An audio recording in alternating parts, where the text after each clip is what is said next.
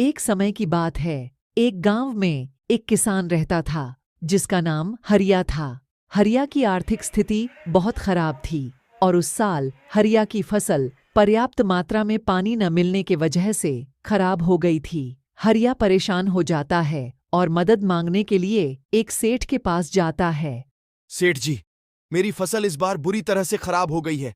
कृपया मुझे कुछ पैसे उधार दे दीजिए। सेठ थोड़ा घमंडी रहता है और हरिया से कहता है। मैं तुम्हें पैसे उधार दूंगा तो वापस कब लौटाओगे? हरिया कहता है। सेठ जी, अगली बार मेरा फसल अच्छी हो जाए तो लौटा दूंगा। सेठ कहता है। मैं तुम्हें पैसे नहीं दूंगा क्योंकि मैं तुम्हारे फसल आने तक इंतजार नहीं कर सकता। हरिया फिर कहता है। सेठ जी, ठीक है, आप मुझे पैसे मत दीजिए, पर अपने यहाँ कोई काम तो दीजिए।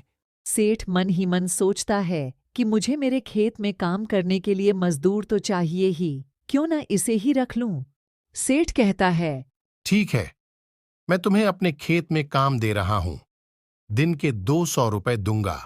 हरिया सेठ की बात मान लेता है और अगले दिन से सेठ के खेत में काम करने लग जाता है। कुछ दिनों बाद एक दिन सेठ खेत में आकर कहता है।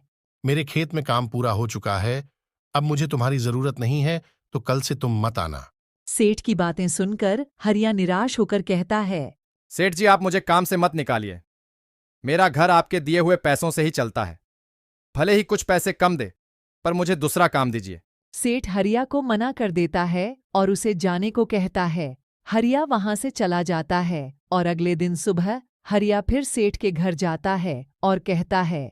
सेठ जी, कृपया मुझे कुछ काम दे दीजिए, वरना मेरा परिवार भूखा ही मर जाएगा। मैंने तुमसे पहले ही कहा है कि अभी मेरे पास कोई काम नहीं है, चले जाओ यहां से। हरिया वहां से चला जाता है और फिर वह रोज सेठ जी के घर के सामने खड़ा होता और सेठ जी से काम मांगता। सेठ जी हरिया से परेशान हो जाता है और सोचता है। मुझे कुछ दिनों के लिए घर से बाहर जाना पड़ेगा। जब घर में कोई नहीं मिलेगा तो हरिया आना बंद कर देगा।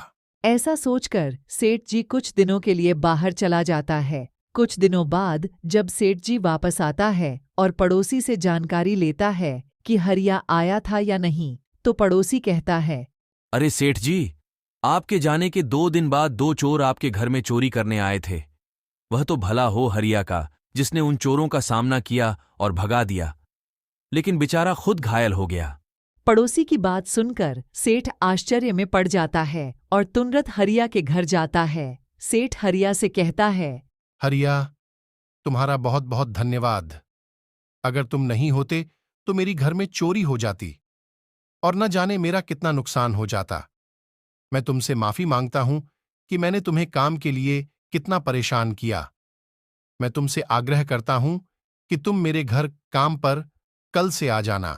इस कहानी से हमें ये शिक्षा मिलती है कि हमें सभी के साथ अच्छा व्यवहार करना चाहिए, क्योंकि पता नहीं हमारे बुरे समय में कब कौन हमारे काम आ जाए।